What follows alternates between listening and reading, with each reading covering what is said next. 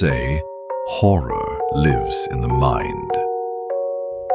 But what if it could escape the screen?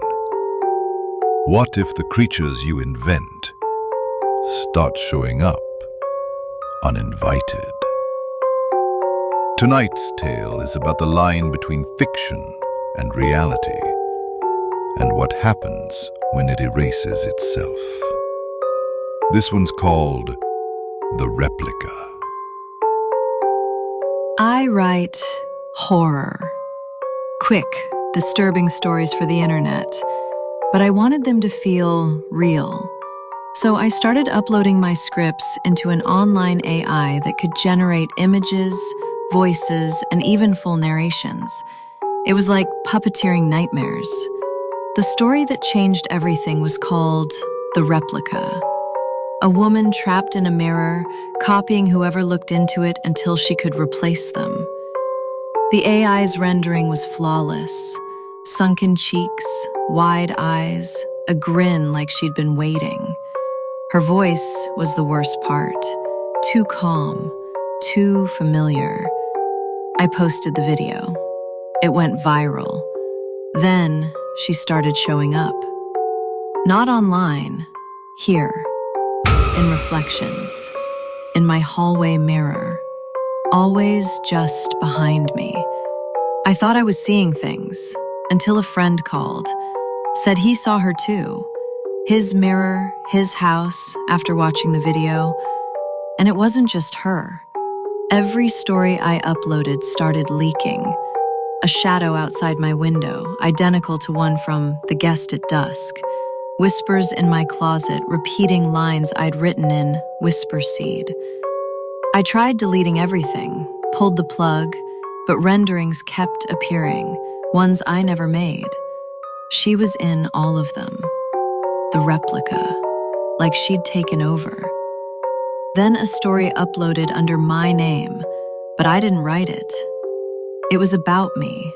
A writer haunted by her own creations until they erased her, line by line. That was last month.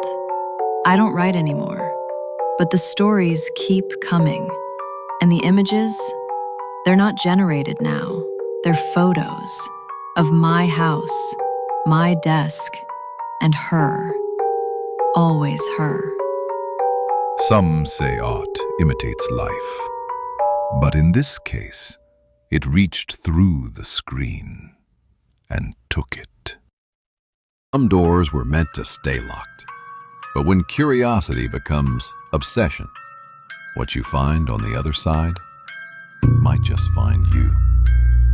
Tonight's tale reminds us that not all monsters wear claws.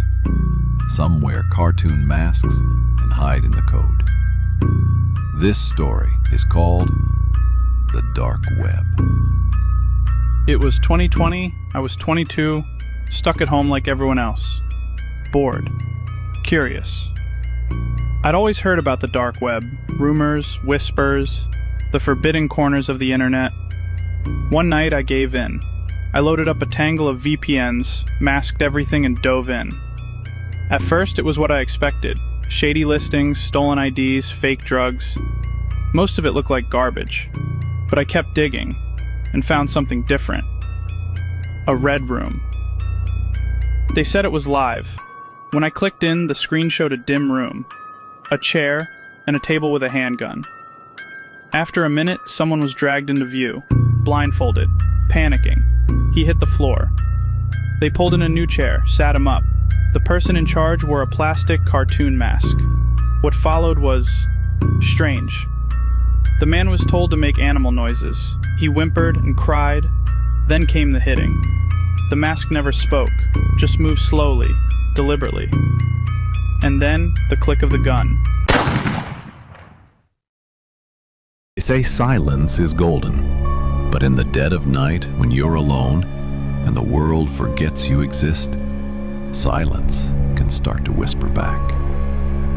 Tonight's tale explores what happens when the quiet starts to watch you. We call this story Signal in the Static. They always say you get used to being alone. that eventually the silence stops feeling like a warning and starts feeling like home. But silence is a liar. It doesn't mean nothing's there, just that you haven't noticed it yet.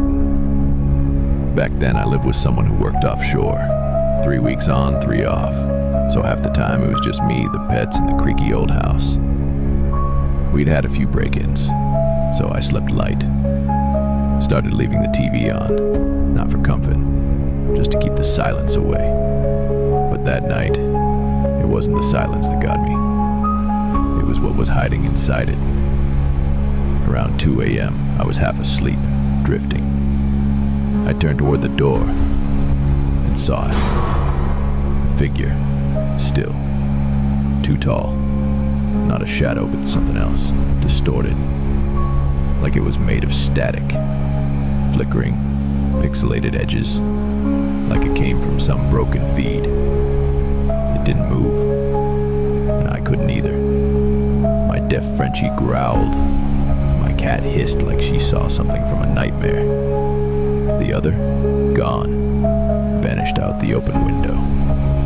We all saw it, but only I had to meet its eyes. And then, it vanished. Not walked, not faded, just gone, erased. And then the alarm screamed. Hallway, then living room. Cops came fast. No sign of a break-in, no prints, no damage, nothing missing. But it had been in there, and it didn't come through the door. Even now, I feel it sometimes.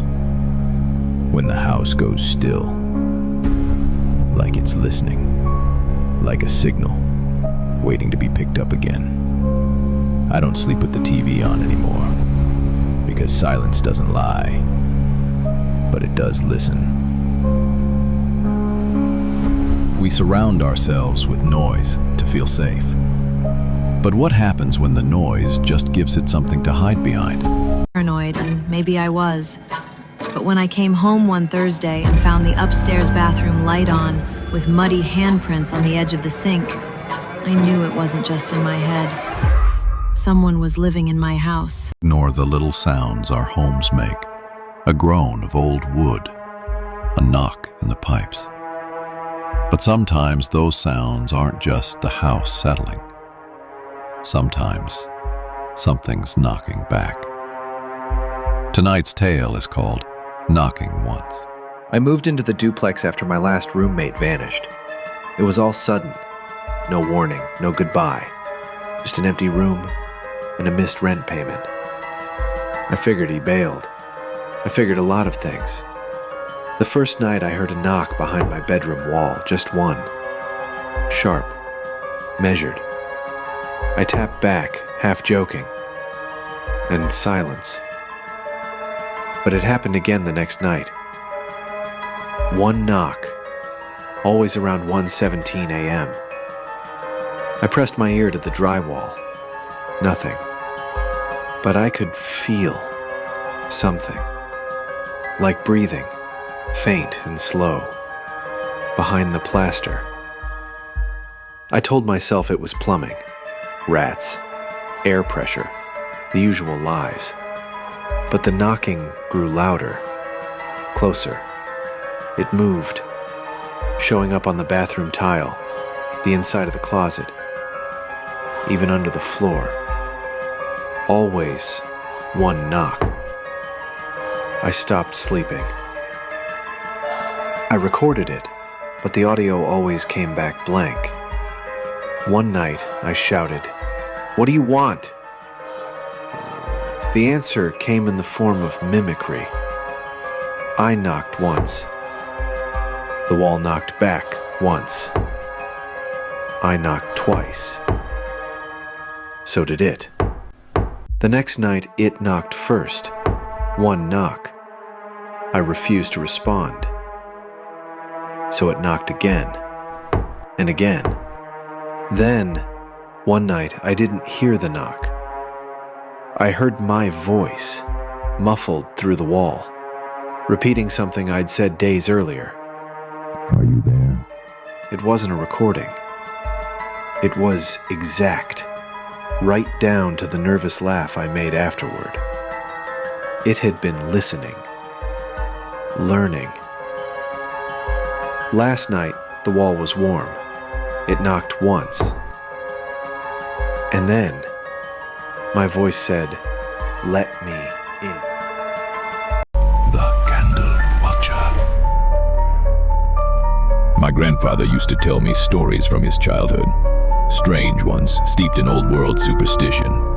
The one that always made me shiver was about something he called the Candle Watcher. He'd say, "When the veil is thin, you must keep a flame burning. If the candle goes out, it sees you." As a kid, I thought it was just another way to make me stay in bed. That is, until last week. After his funeral, I stayed at his cabin to sort through his things. It's deep in the woods, off the grid. No electricity, no cell service. Just me, a fireplace, and a box of long white candles labeled "for the night." I thought it was a little odd, but figured it was just something he left for me. The first night was quiet. The second night, though, at exactly midnight, the flame flickered. No draft, no open windows, just this sharp bend, like something was breathing on it. I tried to brush it off, told myself it was just the wind, until I heard the creak of floorboards behind me. Slow, deliberate.